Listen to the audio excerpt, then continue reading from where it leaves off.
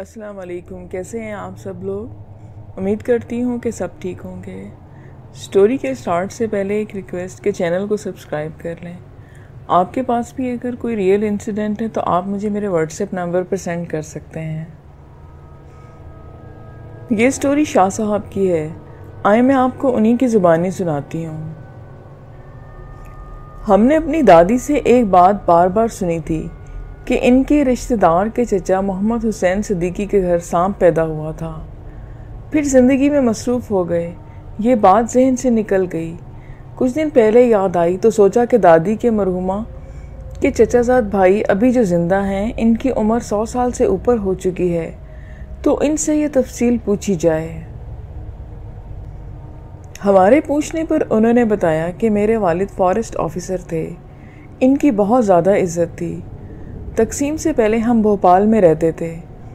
इनके एक रिश्तेदार अपनी बेटी से इनकी शादी करना चाहते थे, मगर मेरे दादा दादी ने मेरे वालिद की शादी हमारी वालदा से करवा दी। इस बात का रिश्तेदार को बेहद रंज हुआ।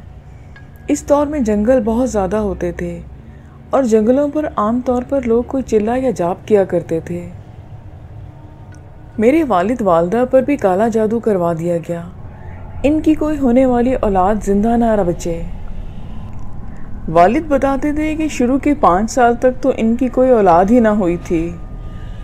बहुत रूहानी इलाज करवाने के बाद इनके घर एक बहुत ही खूबसूरत बेटी पैदा हुई। मेरी इस बहन को सब घर वाले बहुत प्यार करते थे। वो बच्ची तकरीबन 8 महीने की होगी। इन्हीं दिनों एक रोज़ ख्वाजा गरीब नवाज के दरबार का एक मलंग भीख मांगने हमारे घर आया।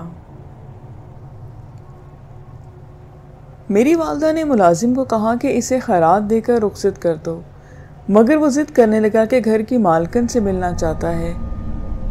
हालांकि अम्मा जी पर्दा किया करती थीं, लेकिन न जाने क्यों इससे मिलने दरवाजे तक आ गई। कहने लगी खाने को रोटी दूँ। अम्मा जी ने इसे 3 रोटियां और सालन दिया। खाने के बाद वह बोला, बेटी पानी नहीं पिलाया। माँ जी ने मुलाजमे से पीतल के बड़े गिलास में पानी मंगवाया। इस मलंग ने गिलास लेकर पानी में देखा और कहा कि पानी में सांप है। फिर बोला, बीबी आप पर काला जादू किया गया है। अम्मा जी हैरान रह गईं। कहने लगी, ऐसा कैसे हो सकता है? वो बोला, आप पर काला जादू किया गया है कि आपकी कोई औलाद जिंदा ना बचे। अम्मा जी ने कहा, मैं तुम्हारी बात कैसे मान लूँ? वो कहने लगा, अंदर जाकर देखो, मेरी बात की तस्दीक हो जाएगी। तुम्हारी कोई औलाद है? अम्मा जी ने कहा, मेरी एक बेटी है, अंदर सो रही है। वो कहने लगा, सो नहीं रही, मर गई है। अम्मा जी हैरान और परेशान अंदर भागी। झूले में बड़ी बच्ची को देखा तो वो मरी हुई थी। वापस दरवाजे पर आईं तो मलंग मौजूद नहीं था। नौकरों को इसके पीछे दौड़ाया, मगर वो गायब हो चुका था। वालिद साहब को भी इत्तला दे दी गई। सब लोग बहुत हैरान थे। इसके तकरीबन 1 साल बाद दोबारा एक बच्ची पैदा हुई। ये बच्ची पहले से ज़्यादा हसीन थी। अम्मा जी इसको किसी के सामने नहीं लाती थीं कि कहीं इसको किसी की नज़र ना लग जाए। जब वो 2 साल की हो गई तो एक बार फिर वही मलंग दरवाजे पर आया। नौकरानी इसको सदका खैरात देने गई। इसे पहचान कर भागी हुई अंदर आई और अम्मा जी को बताया कि वही मलंग आया है। अम्मा जी डर गईं। इनको खदशा लग गया।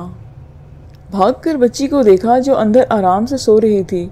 उन्होंने सुकून का सांस लिया और नौकरानी से कहा कि इस मलंग को खाना देकर रुखसत कर दो। ऐसा ही किया गया। जाते हुए मुलाजमा से वो बोला, इस घर की मालकन पर काला जादू किया गया है। इस घर की कोई औलाद जिंदा नहीं बचेगी।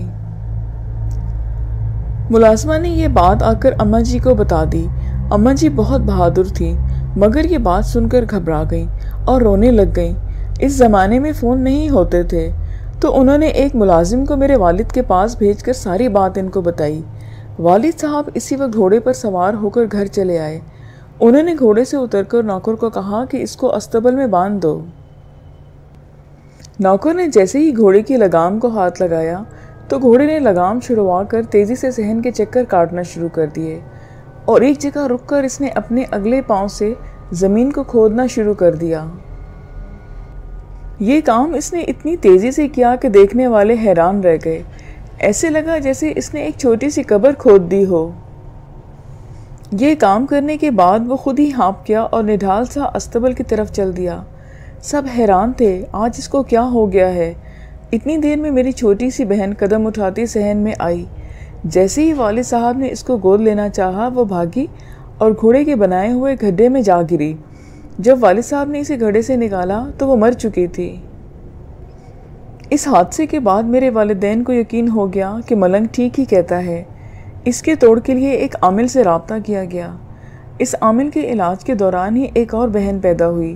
میرے والدین کو ہر وقت خوف رہتا کہ کہیں ان کی یہ بیٹی بھی نہ مر جائے۔ ایک دن میرے والد نے ایک ملازم کو اپنا گھوڑا دے کر جنگل کے راستے کسی کام سے بھیجا۔ جب ملازم کام ختم کر کے راستے جنگل سے واپس آ رہا تھا تو شام ہو چکی تھی۔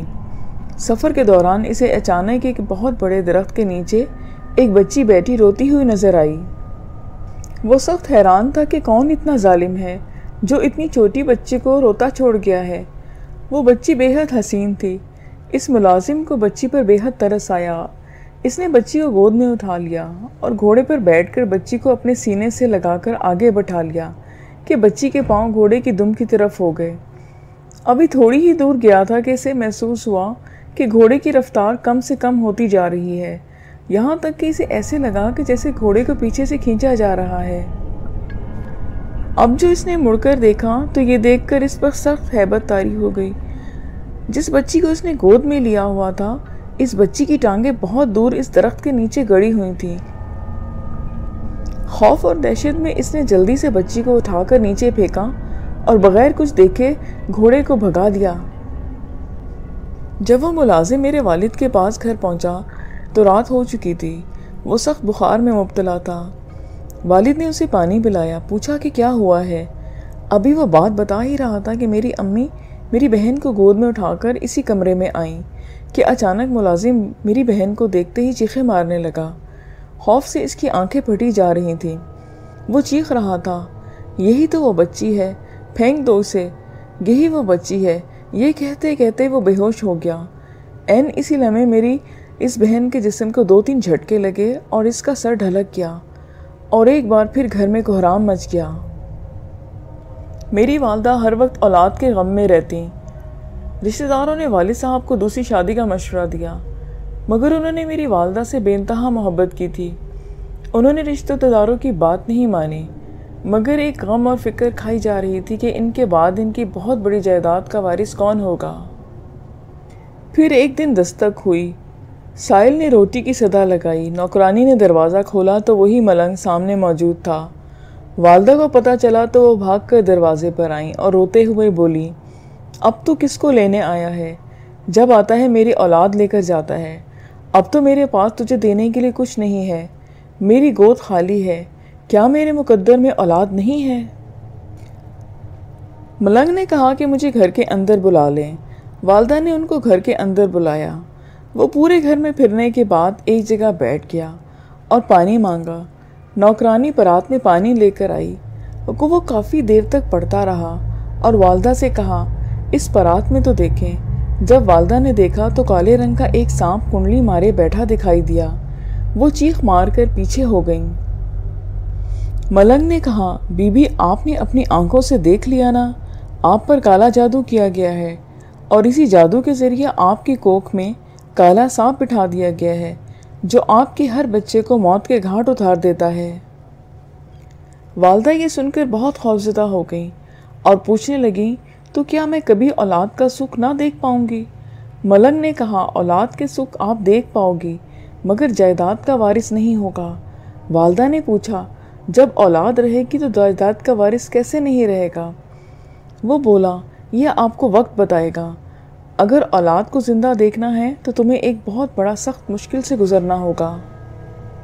والدہ بے حد باہمت خاتون تھی، کہنے لگی، میں ہر مشکل سے گزرنے کو تیار ہوں۔ پھر ملنگ نے کہا، سوچ لو، کام بے حد مشکل ہے۔ والدہ نے کہا، میں تیار ہوں۔ ملنگ نے کہا، اولاد کو زندہ حاصل کرنے کے لیے خود کو تمہیں اس سانپ کو اپنی کوکھ سے جنم دینا ہوگا تاکہ آئندہ آنے والے بچوں کی زندگی محفوظ ہو جائے۔ میری والدہ بغیر کچھ سوچے سمجھے اس عجیب و غریب ناقابل یقین کام کرنے کے لیے تیار ہو گئی تھیں۔ ملنگ نے کچھ عمل بتائے تھے جو صرف میری والدہ کو ہی کرنے تھے۔ والدہ نے یہ بات والد صاحب تک سے چھپائی تھی۔ 7 جمعراتوں کے بعد والدہ کو امید کا احساس ہوا۔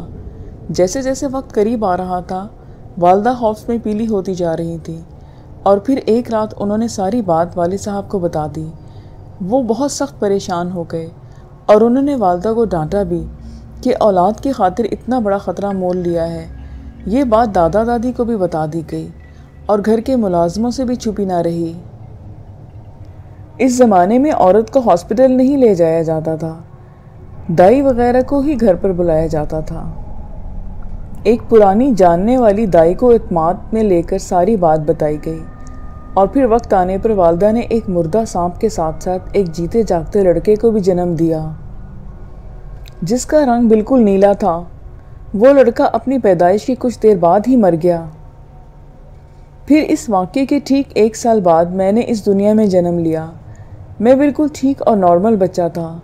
میرے بعد کچھ وقفے سے 2 اور بھائی پیدا ہوئے، لیکن کوئی بہن دنیا میں نہ آئی، اور ہم 3 بھائیوں نے لمبی عمر پائی۔ جب پاکستان بنا تو ہم یہاں آ گئے، مگر یہاں آ کر ہمیں جائیداد میں سے کلیم کرنے کے باوجود کچھ نہ ملا، اور ملنگ کی یہ بات سچ ثابت ہو گئی کہ جائیداد ملے گی یا پھر اولاد کا سکھ ملے گا۔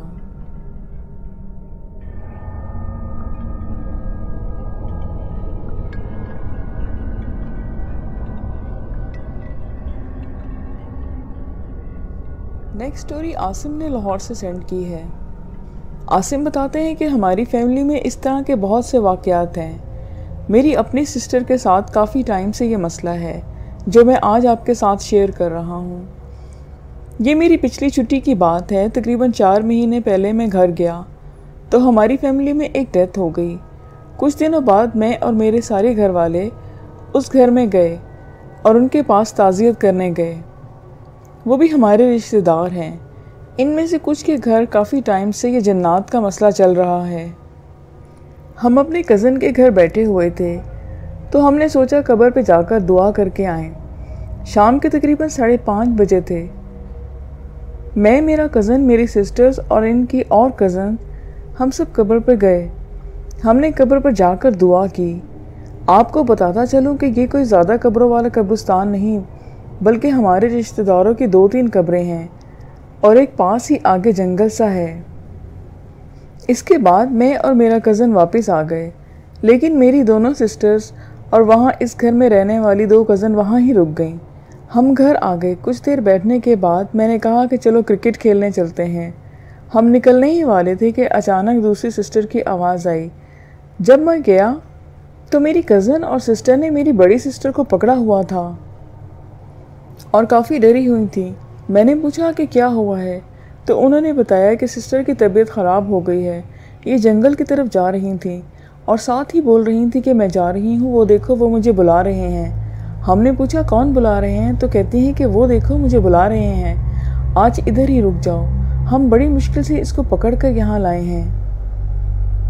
اور پھر میری سسٹر نے میرے سامنے یہی بولنا شروع کر دیا، جانے دو مجھے، کیوں نہیں جانے دے رہے، وہ مجھے بلا رہے ہیں، اور اٹھ کر ادھر کی طرف جانے لگی۔ ہم نے مشکل سے پکڑ کر بٹھایا اور میں نے ہاتھ پکڑ کر درود شریف پڑھنا شروع کر دیا۔ باقی سب کو بھی جو کچھ آتا تھا دل ہی دل میں پڑھنا شروع کر دیا۔ کچھ دیر درود شریف پڑھنے کے بعد ان کی حالت کچھ بہتر ہو گئی۔ اس کے بعد میرے وہ کزن لوگ جو پیر صاحب سے تعویذ وغیرہ لے رہے تھے، ان کو کال کی اور ساری بات بتائی۔ انہوں نے کال پر دم پڑھنا شروع کیا۔ 2-4 منٹ تک دم کرتے رہے، پھر اس کے بعد کچھ جا کے تربیت نارمل ہوئی، لیکن سسٹر کہہ رہی تھی میرے جسم میں بہت درد ہے اور تھکاوٹ ہو رہی ہے۔ ہم نے 5-10 منٹ وہاں گزارے اور اس کے بعد وہاں سے جانے میں ہی بہتری سمجھی۔ پھر بعد میں بھی ان پیر صاحب سے دم کرواتے رہے، وقتی بہتری آ جاتی لیکن مکمل صحت نہیں ہو رہی تھی۔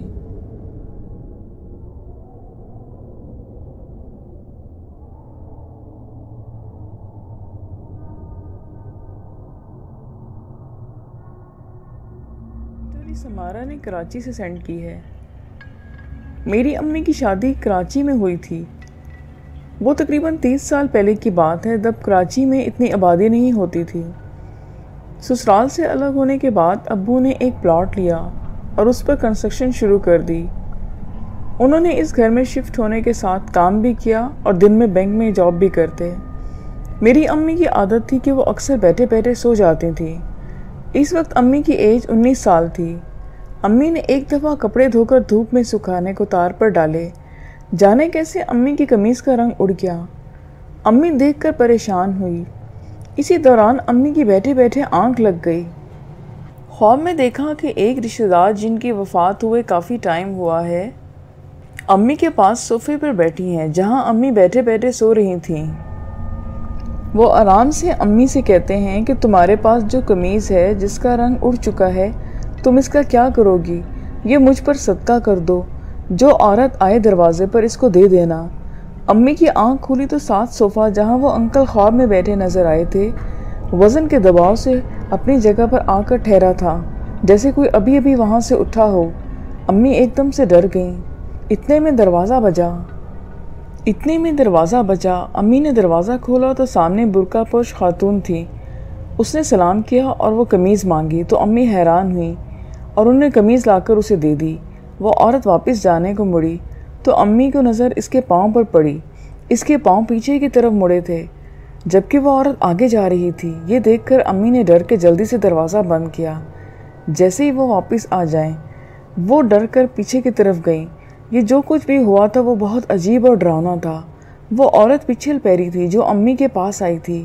یہ سچا واقعہ ہے جو میری امی کے ساتھ پیش آیا۔ امی بتاتی ہیں کہ یہ اچھے لوگ تھے جو امی کو نظر آئے تھے، اور جب تک نظر آتے تھے گھر کے حالات، صحت اور زندگی اچھی تھی۔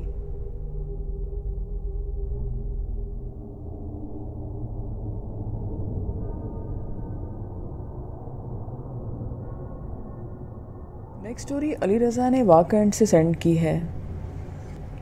جو واقعہ میں آپ کو سنانے جا رہا ہوں یہ بالکل سچا ہے اور میرے دوست کے ساتھ پیش آیا تھا۔ تقریباً 10 سال پرانا واقعہ ہے۔ میں آپ کو اپنے دوست کی زبانی سنا رہا ہوں۔ سخت سردیوں کا موسم تھا۔ میں رات کو کافی دیر تک گھر سے باہر رہتا تھا۔ کبھی رات کے 1 بجے کبھی 2 بجے گھر جاتا تھا۔ ہمارے گھر کے پاس ایک ہی قبرستان ہے جو کہ بہت پرانا قبرستان ہے، اور بیچ میں سے ایک راستہ نکلتا ہے جو کہ بہت ویران اور آسیب زدہ ہے۔ وہاں پر بہت سے لوگوں کے ساتھ بہت سے واقعات ہوئے ہیں۔ شروع سے ہی ہمارے بزرگ کہتے ہیں کہ وہاں سے کوئی بھی رات کے وقت نہیں گزرتا تھا، اور آج بھی یہاں پر آسیب زدہ مخلوق موجود ہے۔ جیسا کہ میں نے آپ کو بتایا کہ میں اکثر رات کو لیٹ گھر آتا ہوں اور اپنے دوستوں کے ساتھ فون پر بات کرتا رہتا تھا۔ اس دن بھی میں فون پر بات ہی کر رہا تھا۔ سردیاں اپنے عروج پر تھیں اور میں اپنے دوست کے ساتھ فون پر بات کر رہا تھا۔ آہستہ آہستہ پتہ ہی نہیں چلا کہ رات کافی ہو گئی تھی اور میں پیدل چل رہا تھا۔ مجھے کسی قسم کا خوف، ڈر یا محسوس نہیں ہوتا تھا۔ میں گلیوں سے گزرتا ہوا باہر اسی قبرستان کے راستے پر جا نکلا جہاں پر بہت سی آسیبی مخلوق کے اثرات ہیں۔ پھر میں باتیں کرتے کرتے وہیں پر بیٹھ گیا۔ مجھے پتہ ہی نہ چلا کہ میرا یہاں پر بیٹھنا ٹھیک نہیں ہے۔ خیر میں اپنے خیالوں پہ فون پہ ہی بزی تھا۔ رات کافی ہو چکی تھی، یہاں تک کہ لوگوں کا گزرنا بند ہو گیا۔ گھڑی کی سوئی 11 سے اوپر جا رہی تھی اور چاروں طرف اندھیرا ہی اندھیرا تھا۔ اور پھر اچانک ایک بچی کہیں سے آہستہ سے میرے پاس آ کر رک جاتی ہے، لیکن میں اس کی طرف بالکل بھی توجہ نہیں دیتا۔ پہلے تو وہ آہستہ آہستہ سے کچھ کہہ رہی تھی، پھر جب میں نے اس کے الفاظ پر غور کیا تو وہ کہہ رہی تھی چاچو چاچو۔ میں نے اس کی طرف متوجہ ہوا اور دل میں سوچتا ہوں کہ یہ 4 یا 5 سال کی بچی اس وقت یہاں کیا کر رہی ہے۔ پھر میں اس سے کہتا ہوں کہ کیا بات ہے۔ وہ کہتی ہے کہ جو سامنے لاش پڑی ہے اس کو تو اٹھاؤ۔ ہمارے ساتھ جب میں وہاں دیکھتا ہوں تو وہاں پر 2 اور اسی شکل کی بچیاں بالکل لاش کے قریب بیٹھی ہیں۔ پھر میں نے کیا کیا، آؤ دیکھا نہ تاؤ اتنی تیزی سے بھاگا کہ یہاں تک کہ میرا فون بھی میرے ہاتھ سے چھوٹ گیا اور میرے پاؤں سے جوتے بھی نکل گئے۔ اس وقت مجھے کچھ سمجھ نہیں آ رہا تھا سوائے اپنے گھر کے۔ پھر جب میں اپنے گھر کے دروازے پر پہنچا تو میرا پورا جسم تھر تھر کانپ رہا تھا اور میں زور سے دروازے کو پیٹ رہا تھا۔ جو ہی میں اپنے گھر کے دروازے میں داخل ہوا تو بے ہوش ہو جاتا ہوں، اور صبح جب مجھے ہوش آیا تو میرا وجود میرے ساتھ نہیں تھا۔ میں نے اپنے ساتھ ہوا قصہ اپنے گھر والوں کو سنایا تو وہ سب بہت پریشان ہو گئے۔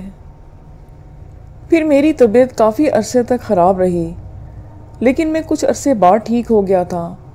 آج بھی میں جب وہ جگہ دیکھتا ہوں تو میرے رونگٹے کھڑے ہو جاتے ہیں، اور رات کا زیادہ دیر باہر رہنا اس دن کے بعد سے میں نے اپنا ختم کر دیا۔ لسنرز، یہ آج کی سٹوریز تھی، امید ہے کہ آپ کو پسند آئیں گی۔ پھر نیکسٹ ویڈیو میں ملیں گے نیو سٹوریز کے ساتھ۔ اپنا بہت خیال رکھیے گا، دعا میں یاد رکھیے گا۔ خدا حافظ۔